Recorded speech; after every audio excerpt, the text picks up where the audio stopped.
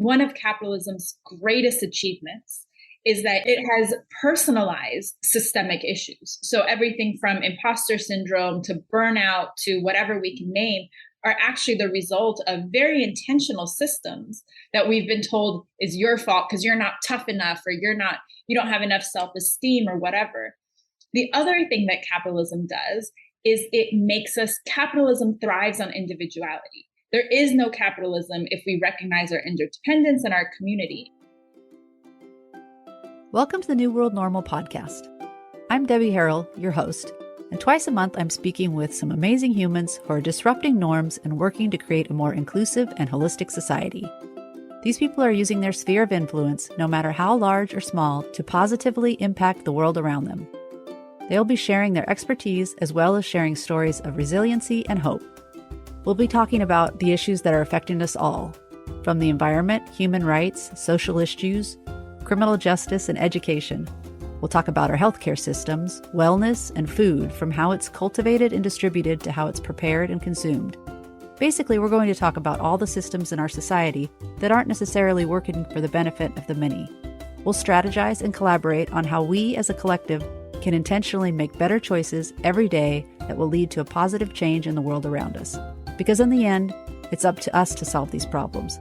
There is no magic potion or magic wand. It is us and our daily choices and how we spend our time and how we invest our resources. Intrigued? Stick around and have a listen. And by all means, click like or subscribe on your favorite podcast source. Hello, and welcome back to the New World Normal podcast. I'm Debbie Harrell, your host, and today I'm speaking to Nora Rahimian. Nora is an anti-capitalist business coach who helps creatives and entrepreneurs achieve success on their own terms without giving up creative control, financial freedom, or personal integrity.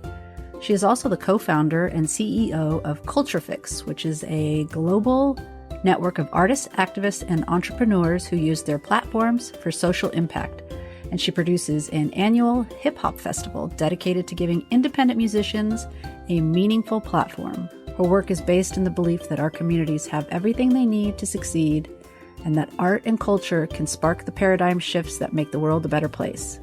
And that radical change that we all imagine is both possible and necessary. I hope you enjoy this conversation. I think Nora's an exceedingly patient and kind person. She helps model some of her coaching when I am struggling to find the right words to show affection for my community. So I hope that is a good learning tidbit for you. So without further ado, here we go. Today we are here with Nora Rahimian, and I'm super excited to talk to her about what she's up to. I'll tell you that I decided I wanted to have you on the podcast after reading the first line of your bio that said, "I am an anti-capitalist business coach." Like, yes, I love it. Talk about disrupting norms. And that's one of the things, like I've had a few business coaches on, and I was like, I don't want to have a bunch of business coaches on, but I love that there are people out there that are trying to help facilitate conducting business in more holistic and inclusive ways. So I'm really excited to hear what your take is as an anti-capitalist business coach. So welcome to New World Normal, Nora. Thank you. Thank you. I'm excited for our conversation. So what exactly does it mean for you to be an anti-capitalist business coach? Yeah. So one, it starts with understanding that we exist within these systems of power and that we are relational to one another. And so often when we talk about business and success, we approach it from such an individualistic and honestly, like really selfish perspective. And so the idea around doing business from an anti-capitalist perspective really recognizes the fact that you are part of this greater system. And there are ways to navigate your success that doesn't harm or hurt the communities in which you're a part, whether that's an immediate community or an external community. So that's one. The second thing is realizing that the ways in which we do business matter. And so I see so many folks who want to be entrepreneurs and they want to work for themselves, but they carry the same mentality of patriarchy or colonialism or white supremacy or whatever that they internalize in working in corporate systems or working for other people. And we see this, right? This is like girl boss. There's nothing feminist about girl boss. There's nothing radical about taking on all the beliefs of patriarchy and putting it in pink, right? Like that's actually really kind of sexist. And so part of this anti-capitalist perspective is saying that we have to change the ways in which we do things so that we create different outcomes. It doesn't mean don't be successful, but it means reimagining what success looks like and recognizing that for so many of us, the ways we even approach business or approach what we want for ourselves is already being shaped by these systems that we've been raised in. And so it's really about reimagining from the beginning what power and success and business and all these things look like. And then finally, it's just making sure that everyone is treated fairly in the process so that you're doing it in ways that don't cause, so that you're being compensated, you're not being manipulative with your marketing, you're promoting you're protecting your mental health, you're not causing harm and all those kinds of things. So it's this like big, broad, complex thing, but really it's about doing things in ways that feel good, not just for yourself, but for the people around you. I was just going to say, yeah, it sounds complex, but in the reality, it's really simple. And I feel like if we were all to keep that in mind, like, because I feel like so many of us want these changes, and yet we're, like you said, we're continuing to do the same things over and over again. Well, if we want things to change, we can't keep doing things the same way. Like if you want a different outcome, you've got to try a different method. And that bringing that piece of doing no harm to myself and others, keeping that in mind. If you run all of your business plans and stuff through that simple filter, it takes away the complexity. Right.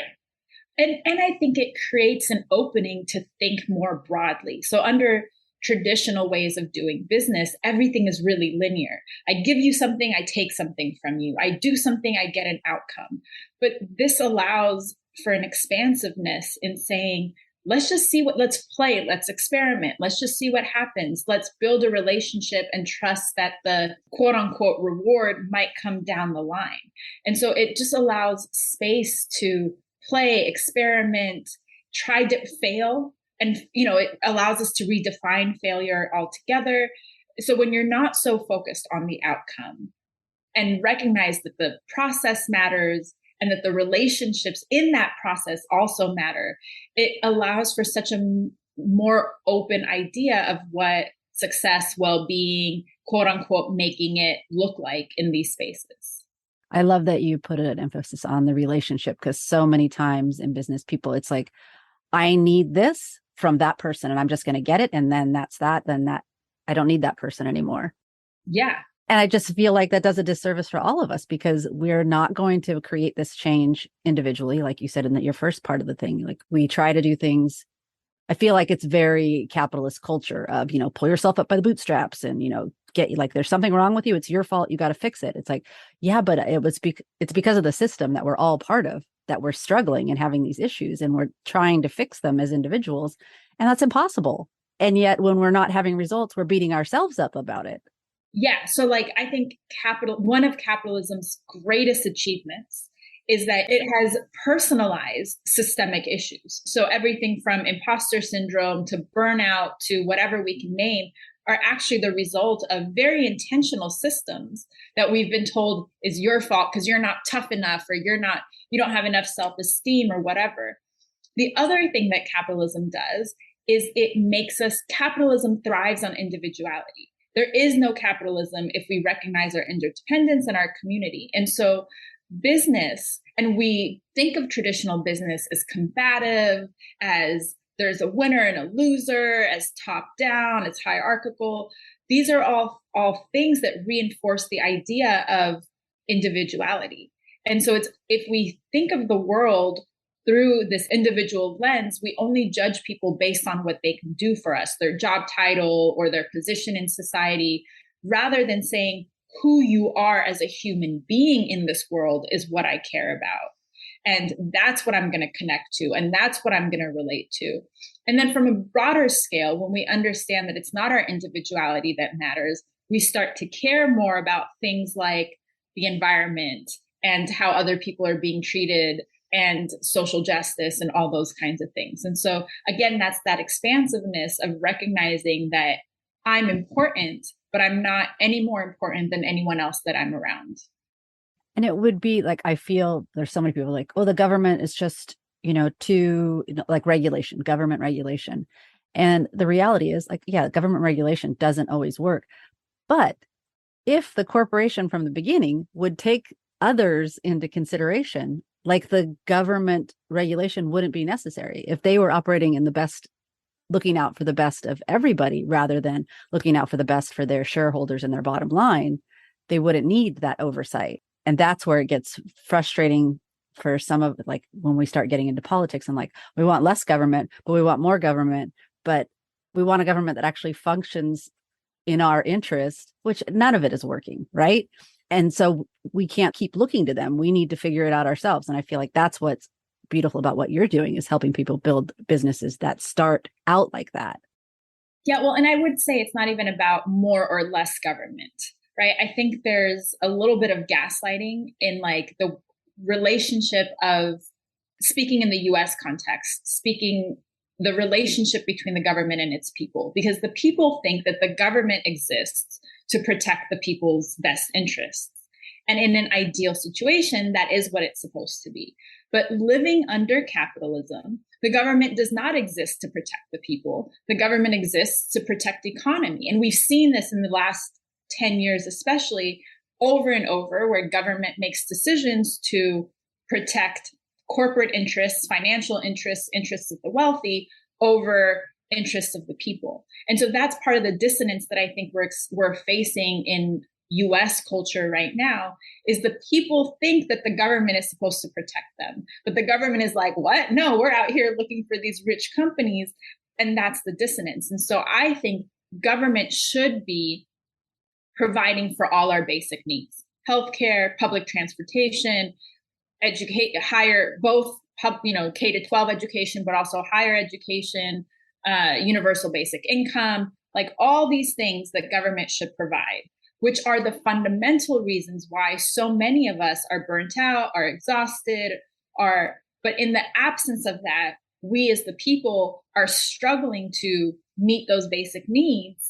And so that's part of where I think that disconnect is happening. We think the government is supposed to do one thing and they're doing something else, but we haven't come to terms with that disconnect yet. I was just going to ask, do you think people are aware of that? And do you think that's helping to fuel some of this shift in how we want to do business? Because I know, like, when you talk about what you help your clients with, like to build their business, it's a lot of the questions I was asking myself when I started on this entrepreneurial journey, because it was in late 2019 and I had realized, finally hit a wall of like, what I'm doing is not working. I need to do something else.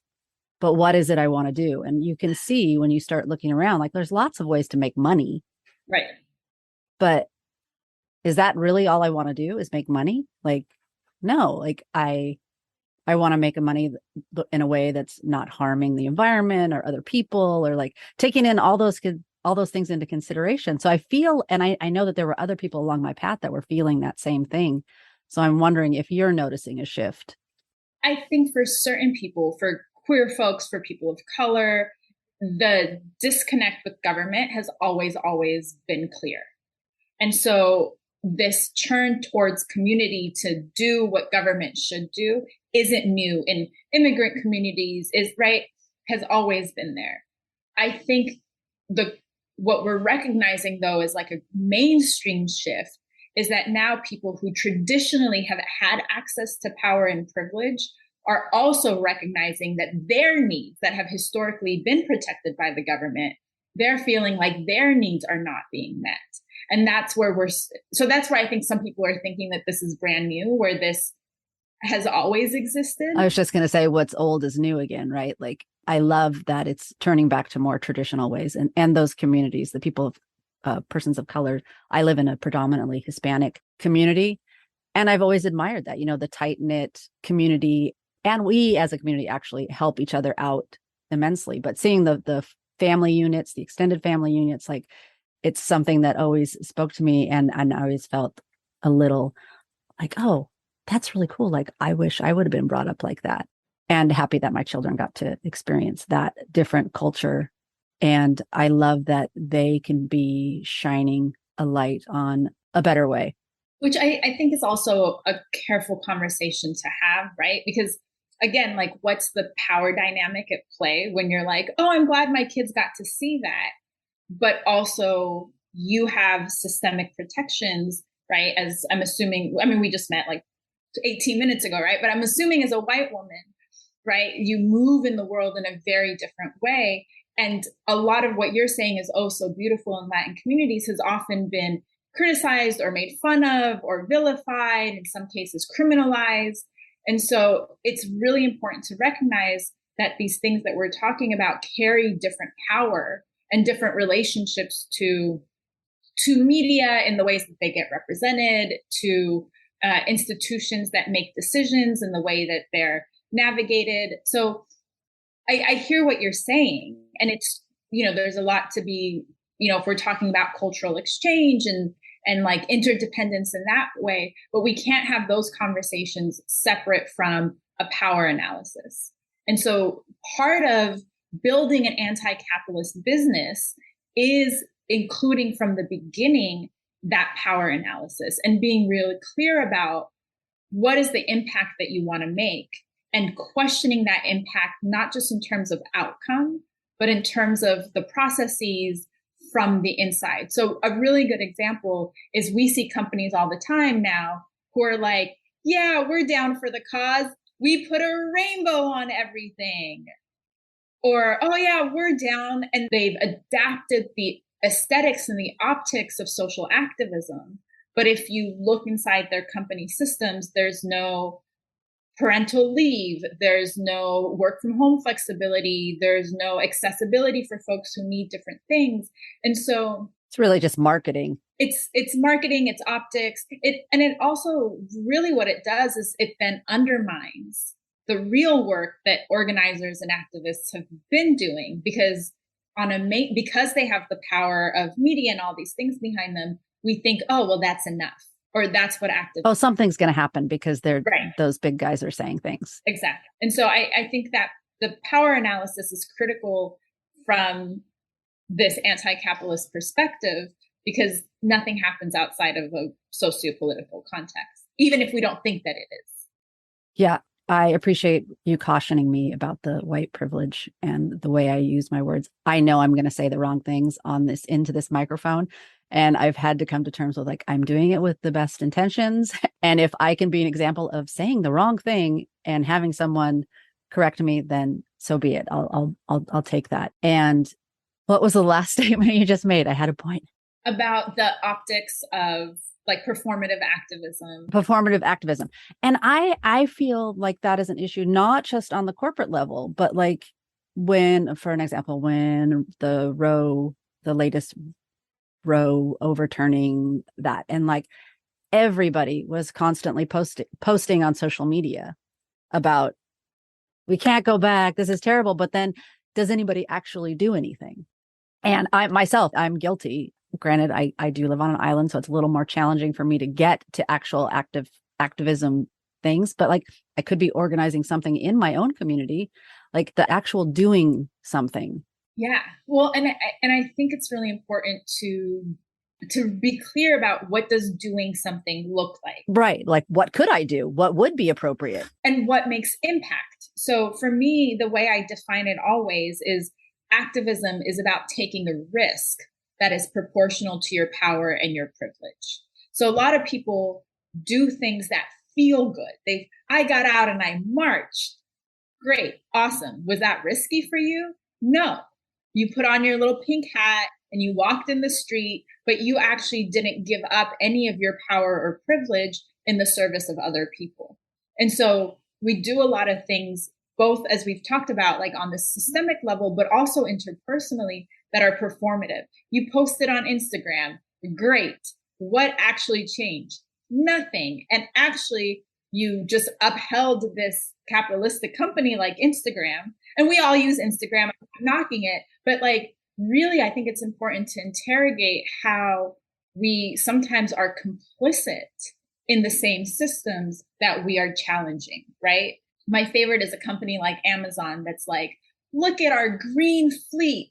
Yo, you only have a green fleet because you're like literally destroying the world, and your workers are dying in your factories. So you don't get a gold star for like doing all this harm. And then here's, right, like we see that greenwashing and all of that kind of stuff. And so I think it's really important to look at sometimes what's really activism isn't going to feel good. Or sometimes what's really activism has to be inconvenient because that's where we're challenging power. Otherwise, if we're allowing power to stay uninterrupted, but we go and we do something and we feel good and we take pictures and, then it's a little bit of an ego stroke rather than really pushing against something that's going to cause harm to people. And that's going to look different for different people. And the performative nature of it, it's like, I'll admit, I went to a march on that day. I happened to be in LA. So I'm like, of course I'm going to go, but I don't know that I went to it as much for the ego stroking, although it did feel good to be there. But I went specifically to feel in community. Like there's other people that are upset about this too. And that's the main reason I went. But yeah, when I was done, I felt kind of bad. Like that's all I did. I mean, I made contributions to funds that I thought might be helpful, but it still doesn't feel like enough. And then you get stuck in that, like, well, what should I do? And like, where can I help? And then you get stuck in the spiral of it being overwhelming. Like there's so many things wrong. I don't know that there's a solution for that feeling because like, really, there's so many issues that the stakes are really high that are all seem to be converging and happening at the same time at this same point in history. If you're enjoying this conversation, you'll love the discussions happening in the New World Normal community, where we meet regularly to discuss personal growth and social issues, because we know when we do our work, we're better able to navigate this ever-changing world. Be sure to follow the link in the show notes for more information. Yeah, and I think that part's important because people feel like you don't have to speak on every topic as it comes out, right? Like find the things that mean something to you, find the things that you're best positioned to deal with and focus on that because our struggles are all interconnected, right? All of these things ultimately lead to our collective liberation. So this feeling of like, I have to speak on everything. I have to be, right? You don't have to be reactive. And really activism work is long-term work. It's not responsive or it's very responsive. It's not reactionary. But I think sometimes the challenge for folks is the most impactful work is the work that happens interpersonally. It's having the conversation with your uncle who voted for the conservative. It's having the conversation with your auntie who gives to the police union every year. It's those conversations because for most people, that's where their power lies and that's where the risk is. But we make excuses and we say things like, oh, but that's my friend or that's my family. And so by doing that, we absolve ourselves of our power to make real change because it's inconvenient, it's uncomfortable, we don't want to rock the boat or whatever. But that really is where you can use your power and your privilege and the immediacy of that in the service of real change. And I think that's really uncomfortable for a lot of people. It really is. And I got goosebumps when you said that because it's uncomfortable, but it's attainable and it's tangible. Like it's something we could all do, but it does take courage too. Like I'm not going to say like, it's not like you want to have a nice family gathering at the holidays, the holidays are coming up. So you don't want to rock the boat and piss off uncle, whatever. But the reality is, like he needs to be challenged. And it's our focus on like niceness, right? Like we want it to be nice and change doesn't happen by niceness. And in the same way that we expect niceness in our families, right? Oh, we don't want to upset anyone. I think that belittles the amount of violence that people are really under when we overturn Wade or when the police are killing Black people in the street or when Indigenous folks have their land under threat. There's nothing nice about that. So then when people react in ways that we think are inappropriate, we critique them. And I'm not saying I don't play respectability politics, but people critique them for acting in a way that doesn't conform to their comfort. And that's rooted in, well, I was raised to be polite. I was raised to be nice. And how dare you be angry or be aggressive about this or be loud about this? And I think especially for wealthy people and for white people who have such strong reactions to these kinds of things, a lot of it, I think it's worth investigating how much of it is rooted in the respectability politics and gendering of how you were raised at home, and then how that's being projected onto people, because I think that's part of what that's about. I wasn't allowed, and so you shouldn't be allowed, versus looking at, yo, we should all be angry and make as much noise about this. Right. Yeah, I appreciate that analysis, and it makes a lot of sense. And now I'm thinking to myself, like, have I ever? And I'm sure I have. And one thing that really has bugged me in recent history, when people would complain about protesters, like blocking the streets and stuff.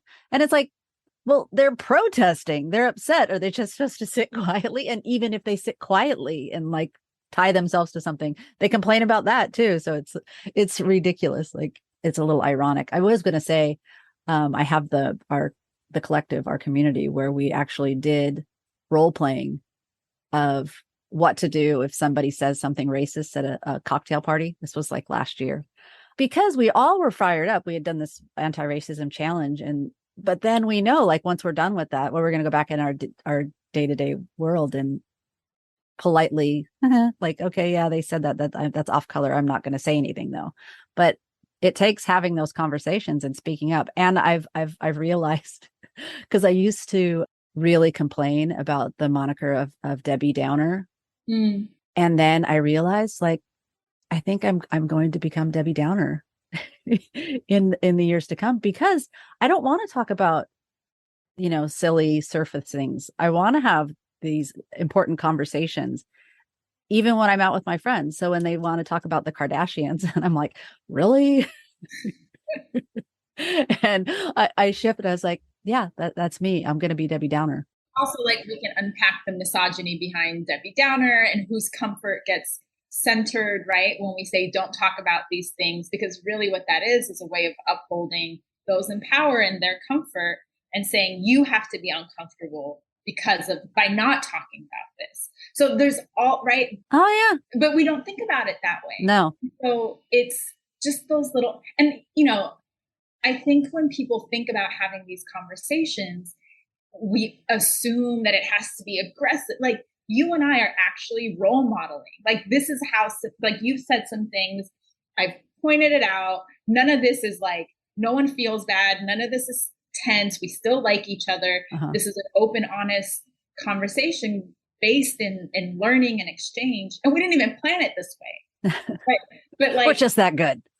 But I think it's such a real example for people, because they don't see it, or the ways that they're only thought to think about it is it's got to be like, oh, uncle gets mad at the table and now Thanksgiving is ruined and the turkey splattered on the floor, like all this melodrama.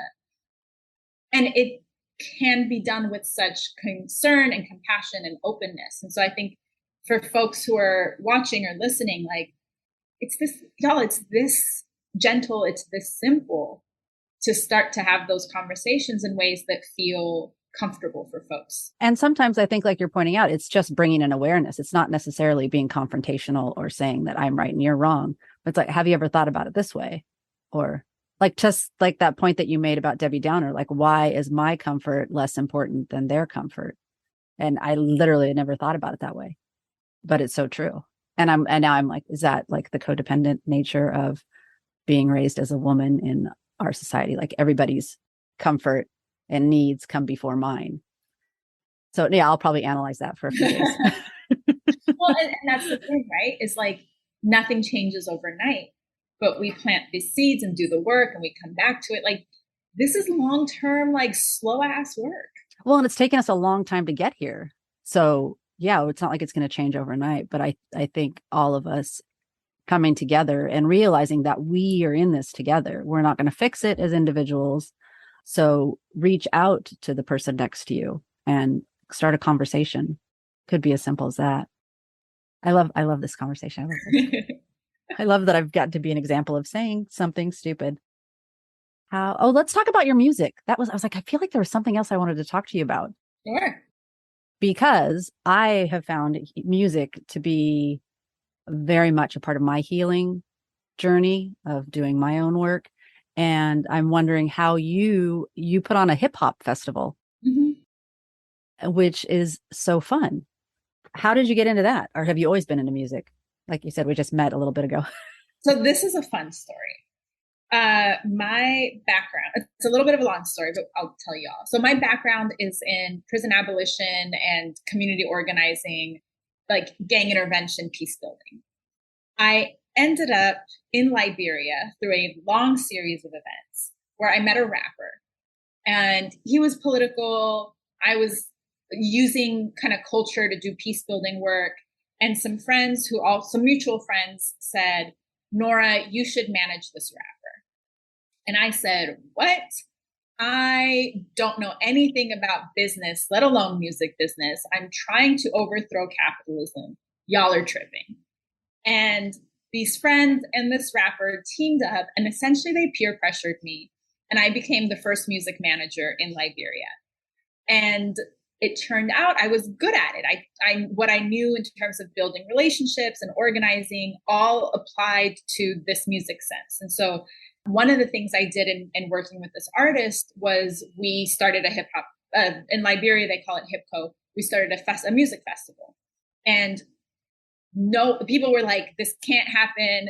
Like, I couldn't even get partners to like respond to my emails, and 20,000 people showed up. Holy cow. 2-day festival, 20,000 people showed up. The next year I had people like pretending to be affiliated with us so they could take money from potential sponsors. It was this whole thing.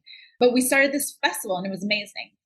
And then some things happened. I came back to the States and realized that I knew all these incredible artists all around the world who were doing really powerful things, and they didn't know each other. And so I started Culture Fix as a way of connecting artists who are interested in social impact work, who are interested in doing music on their own terms. And so we now have this global network of really amazing people all over the world who are doing really great things. And the theory of change behind that is kind of as we've been talking about, right? Like when we come up against our edges around things that make us uncomfortable, we will go back into a logical place and debate it and argue it because we want to stay in our value system. It's really uncomfortable to change our minds. It's really uncomfortable to change our beliefs. But what music and art do is they make us feel something. They evoke emotion. And it's in that emotional opening that we become open to, if we feel something different, we can think differently, and then we can act differently. And so what I've seen and what we help artists do is use this platform. They have a relationship with fans, however big or small. And so in the same way that the artist can say, buy this t-shirt and you'll be cool like me, this artist can also say, here's a different way to think about treating women or water rights or this, that, and the other, and you will also be cool like me. There's a reconstruction that's happening. And so that's kind of the big philosophy around the way that art and music can move in this space. Part of in doing this work, I met this guy a few years ago, and he was like, hey, I'm starting a festival. I think that I know that you started one. Can you help me? And I'm telling you, I knew this man for like an hour and a half before we were like, cool, let's go in on this together. We're like 5 or 6 years old now, and the whole festival is dedicated to giving early career hip hop artists a platform. So we don't look at your social media. We don't care how many followers you have, how many streams you have.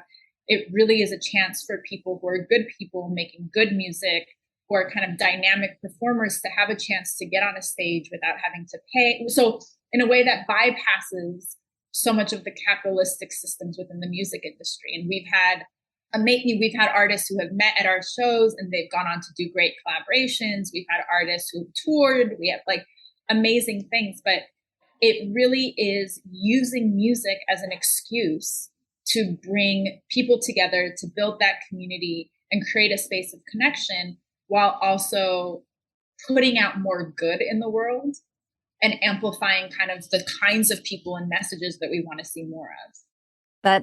It sounds amazing, all of it. And I love from the beginning, you are now modeling how you were resistant, but then you didn't focus on the outcome. Like you weren't like, what is this going to be for me? You know, like you just like, okay, I'll do it. And then look, it's led you to this beautiful place where all these amazing things are happening.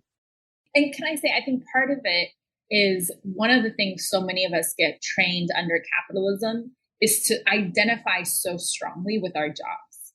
I am a this, I do this, versus realizing that there's like skills I have and I can apply those skills to whatever I want to do. And so part of like the anti-capitalist perspective is giving yourself permission to step away from the title and really lean into projects. Like, how do you want to spend your time?